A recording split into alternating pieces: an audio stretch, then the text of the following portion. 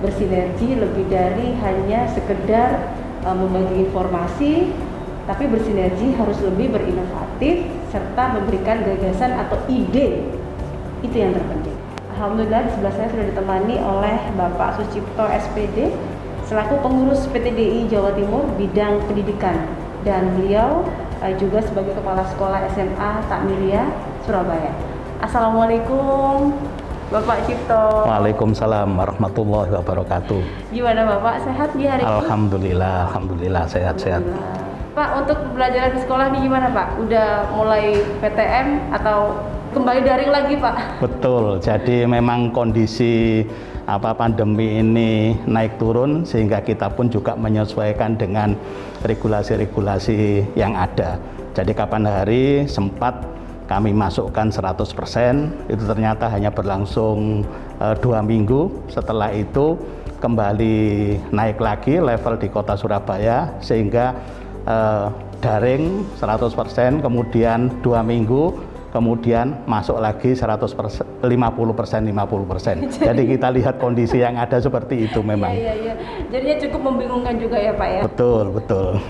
Pak Sucipto ini sebagai Kepala Sekolah di SMA Takmiriyah Surabaya Pak. Iya.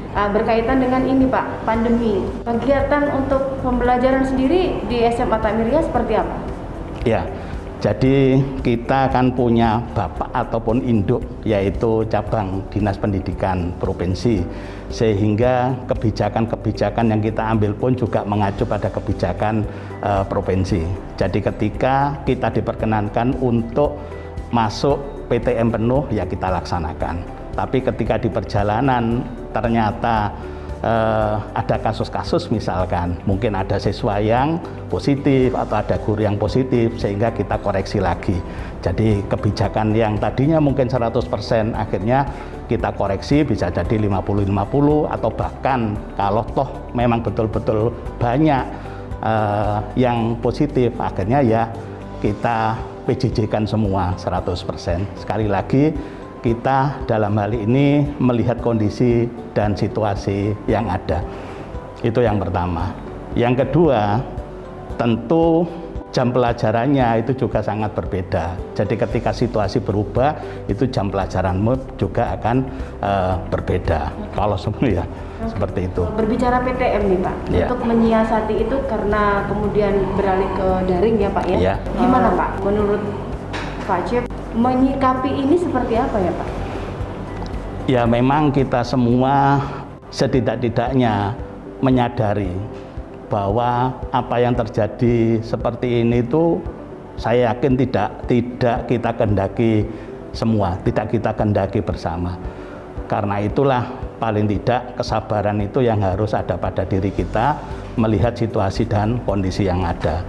Ketika memang level PPKM atau pandemi itu tinggi, ya kita harus menyadari kalau misalkan harus dilakukan PJJ semua 100%. Dan sebaliknya ketika level PPKM mulai turun atau pandemi itu sudah mulai menurun, nah wajar misalkan kita melakukan feti-feti, misalkan 50% PJJ, 50% PTM. Karena terus terang di awal pandemi 2 tahun yang lalu ketika harus dilakukan 100% PJJ kemudian jadi 50, ini dampaknya cukup besar bagi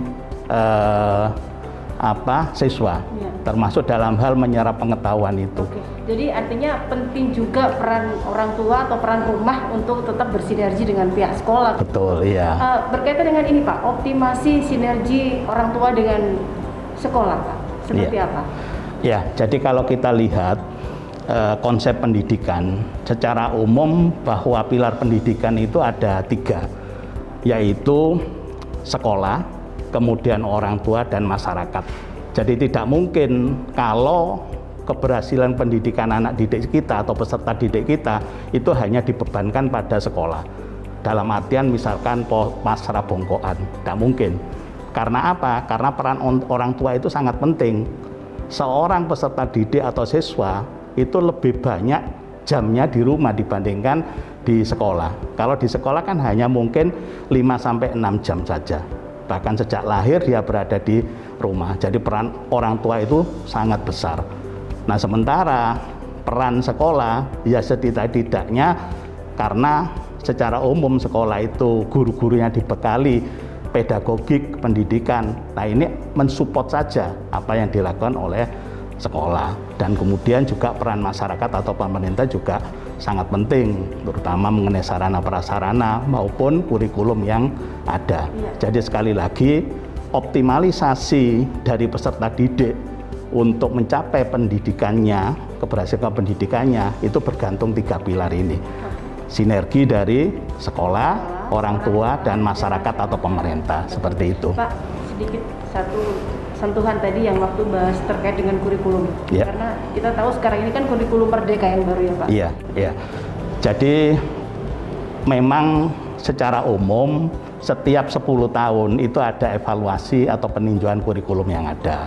Awal mungkin kita kenal kurikulum 75, kemudian kurikulum 84, kurikulum 94 2004, dan sekarang ada yang disebut dengan kurikulum Merdeka Belajar. Yang sebelumnya mungkin ketika diuji coba ke 2.500 sekolah seluruh Indonesia, sebelumnya disebut sebagai kurikulum penggerak, kemudian kurikulum prototipe, dan sekarang disahkan dalam tanda petik berdasarkan peraturan Permendikbud disebut sebagai kurikulum belajar, Merdeka Belajar.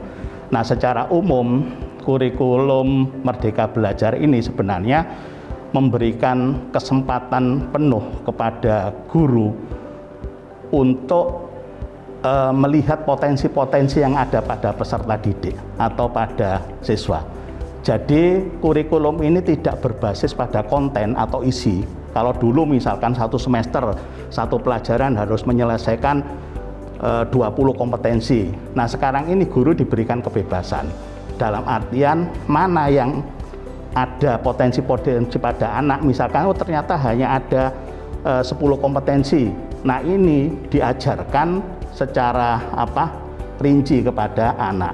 Jadi penekanannya berdasarkan minat dan bakat siswa. Potensi-potensi ada ini dikembangkan secara maksimal. Jadi ini berdasarkan potensi, bukan berdasarkan konten. Itu yang pertama. Yang kedua, kurikulum ini menekankan pada proyek. Kalau dulu mungkin penugasan itu minim. Jadi misalkan satu pelajaran, misalkan biologi 4 jam. Nah, mungkin 4 jam ini bisa teori semua, bisa jadi. Tapi sekarang tidak seperti itu. Jadi ada kewajiban yang disebut dengan proyek. Jadi dari 4 jam pelajaran, mungkin 1 jam itu untuk proyek. Dan penghitungannya bukan berdasarkan per pekan atau per minggu. Kalau dulu itu misalkan ada 14 pelajaran. Nah, ini selama 1 semester terus. Tapi sekarang tidak. Jadi pelajaran itu kalau misalkan bisa diselesaikan hanya 2 bulan, tidak apa-apa.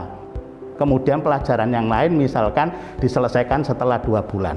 Jadi itu ada semacam kebebasan bagi guru untuk melihat situasi dan kondisi, kemudian mau menyelesaikannya bagaimana. Dan anak, setiap pelajaran itu ada semacam pemberian bekal untuk menghasilkan sesuatu, ada semacam inquiry, memecahkan masalah, dan sebagainya yang disebut dengan proyek. Jadi satu pelajaran sekarang ini itu tidak semuanya teori. Jadi misalkan ada prakteknya juga. Ada prakteknya. Ini yang disebut dengan portofolio. Dan proyek ini berlangsung dalam 1 semester atau 2 bulan dan sebagainya. Terserah. Nanti melihat situasi dan kondisi. Kalau dulu tidak ada yang namanya proyek. Sekarang ini beda. Ini sudah mulai kapan ya Pak? Tahun ajaran depan 2022-2023. Itu kira-kira nanti berpengaruh nggak sih? Karena gini, kita tahu kan ini pembelajaran kita masih belum bisa full PTM ya Pak ya. Itu aja udah kelambakan, orang tua udah kesusahan. Kemudian mau diberlakukan kurikulum yang baru ini, tahun ajaran baru ini. Kira-kira gimana pandangan dari Pak Cip? Kurikulum ini tidak langsung diberlakukan secara serentak semua sekolah. Jadi sekolah itu secara bertahap bisa melaksanakan kurikulum ini. Contoh misalkan mungkin SD memperlakukan kelas 1 dan kelas 4, mungkin SMP kelas 7, SMA kelas 10, baru diberlakukan kurikulum baru. Kecuali kalau misalkan sekolah-sekolah yang sudah menjadi proyek yang ada 2.500 dan semuanya itu siap untuk melaksanakan, itu silakan. Bahkan tahun depan itu tidak semua sekolah seluruh Indonesia harus melaksanakan, enggak. Jadi melihat kondisi dari sekolah masing-masing. Misalkan takmiria, oh kami ini masih belum ada persiapan yang matang mengenai ini, kami harus misalkan mengupgrade dari guru-guru untuk mempersiapkan seperti itu. Nah, sehingga tahun depan itu belum melaksanakan kurikulum itu juga tidak masalah. Jadi sekali lagi kurikulum ini akan diberlakukan secara bertahap. Sekolah-sekolah yang sudah siap itu diperkenankan untuk melaksanakan kurikulum yang baru. Sekolah yang belum siap tidak apa-apa, jadi tetap melaksanakan kurikulum 13 secara penuh, silakan. Ada lagi sekolah yang melaksanakan kelas 10-nya kurikulum Merdeka Belajar, kelas 11-12-nya misalkan kurikulum 13, tidak apa-apa. Ada lagi sekolah yang kelas 10, 11, 12-nya dilaksanakan semua, itu juga tidak apa-apa. Karena untuk kurikulum baru juga sudah disiapkan semuanya. Apa ini materi dari kelas 10, 11 dan 12 dibebaskan, betul. Kemudian nanti tinggal menyesuaikan kondisi dan keadaan yang terupdate gitu ya Pak? Iya, betul. Kita ngomong kondisi pandemi sekarang ya Pak ya, itu gimana ya? Anak-anak ini kan akan banyak bersentuhan dengan orang tua nih Pak. Iya. Nah, metodenya atau pola didiknya seperti apa Pak? Iya, jadi memang belajar itu konsep baik secara agamis ya dalam konsep pendidikan Islam maupun secara umum di dunia ini kan dikatakan long life education, jadi belajar sepanjang hayat kan seperti itu. Jadi dalam hal ini karena perkembangan pendidikan memang begitu pesatnya, itu sekali lagi tidak bisa hanya dibebankan kepada sekolah, melainkan kita sebagai orang tua pun juga harus mengikuti perkembangan yang ada. Kalau dulu mungkin cuek terhadap apa ini gaptek misalkan ya tentang teknologi, nah ini orang tua sudah harus berusaha untuk menimba ilmu, update ya terhadap proses-proses apa yang harus dilakukan oleh orang tua ketika kondisi seperti ini. Karena sekali lagi seperti yang kami katakan di awal bahwa keberadaan anak itu lebih banyak di rumah dibandingkan di sekolah. Maka otomatis seharusnya orang tua itu belajar untuk belajar dan belajar.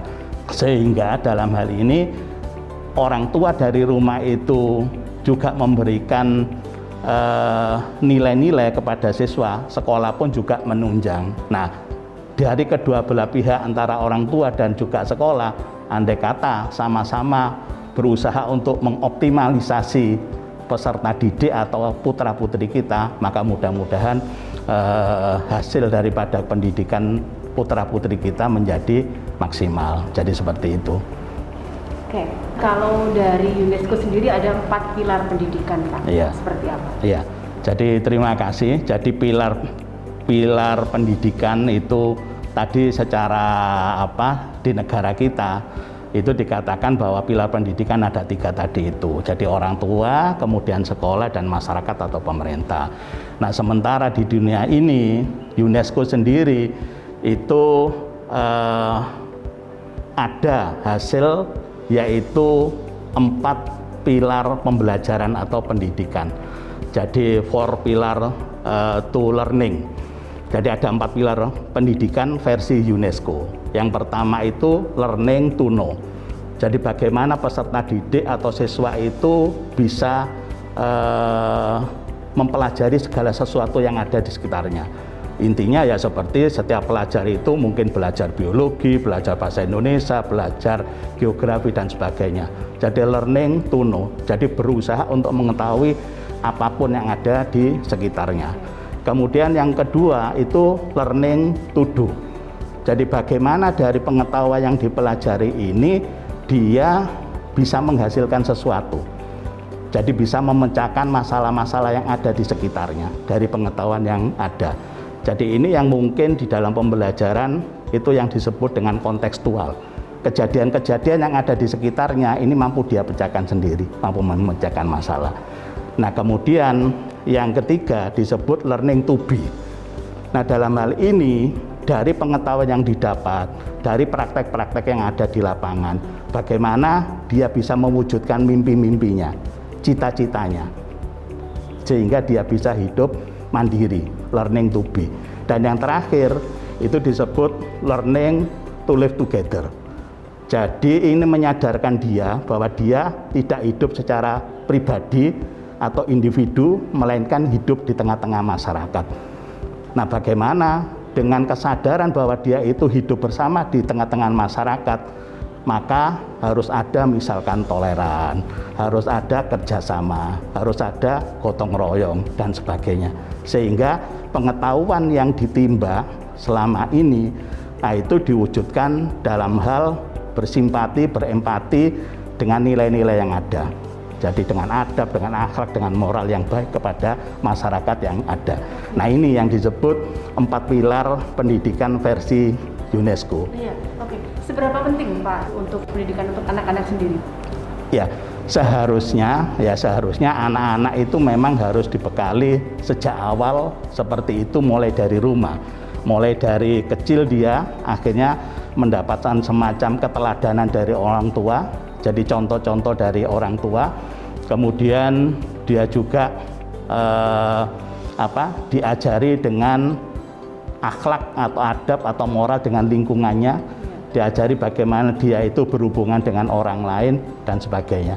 Nah, kalau dari rumah sejak kecil anak itu sudah diajari hal-hal yang baik, ya, nilai-nilai serta contoh-contoh dari orang tuanya, maka insya Allah ketika dia itu masuk ke ranah pendidikan formal yang sesungguhnya, nilai-nilai yang dibawa dari orang tua atau dari rumah itu insya Allah akan bisa diwujudkan ketika dia harus bersosialisasi di dalam pendidikan formal tersebut. Nah, di sini peran sekolah itu harus mengoptimalkan apa kebaikan-kebaikan dari siswa yang dibawa dari rumah tersebut. Ya, artinya berarti secara kebutuhan baik dari sekolah maupun dari orang tua tetap sama-sama ya Pak? Sama-sama, betul. Bersama-sama. Ada kekhawatiran nggak sih Pak, misalnya akan terjadi learning loss gitu? Ya, ini kan sudah dievaluasi oleh pemerintah bahwa selama 1 tahun pandemi itu ternyata bisa dikatakan seperti itu. Ada kemunduran pembelajaran, ada relatif sangat rendah ketercapaian pengetahuan yang ada pada siswa atau peserta didik, sehingga benar-benar 1 tahun di awal pandemi itu atau berjalan ke tahun kedua itu memang benar-benar terjadi learning loss. Karena evaluasi seperti itu, maka kemudian pemerintah melalui Mendiknas itu mengambil kebijakan bahwa tidak digeneralisir semuanya harus melakukan PJJ, pembelajaran jarak jauh, melainkan bergantung pada level PPKM dari masing-masing kota atau kabupaten. Nah, kota kabupaten yang memang levelnya hijau atau levelnya 1 ini boleh melaksanakan PTM, pembelajaran tatap muka 100%. Yang level 2 katakan 75%, yang level 3 50% dan sebagainya. Harus menyesuaikan dengan kondisi yang ada. Nah, ini adalah salah satu cara karena dianggap PJJ atau online ataupun daring ini menyebabkan kemunduran dari penyerapan pengetahuan dari para siswa. Maka harus dikembalikan lagi ke seperti keadaan normal, harus ada PTM. Nah, mudah-mudahan dengan PTM yang ada, maka akan mengembalikan supaya learning loss itu tidak akan terjadi lagi. Oke, Pak Cip, saya terima kasih banyak atas waktunya. Iya. Sudah hadir di sini, Pak. Terima kasih. Sama-sama.